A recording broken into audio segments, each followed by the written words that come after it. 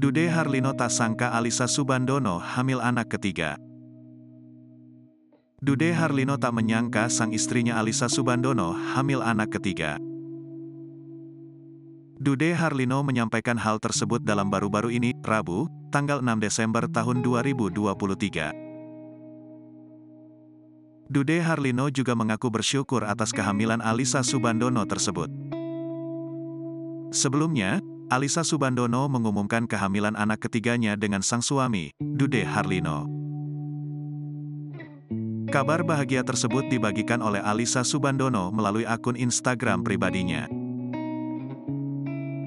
Perempuan yang kerap disapa Ica itu mengunggah sebuah foto dua tangan berbentuk hati diletakkan tepat di depan perut sang aktris.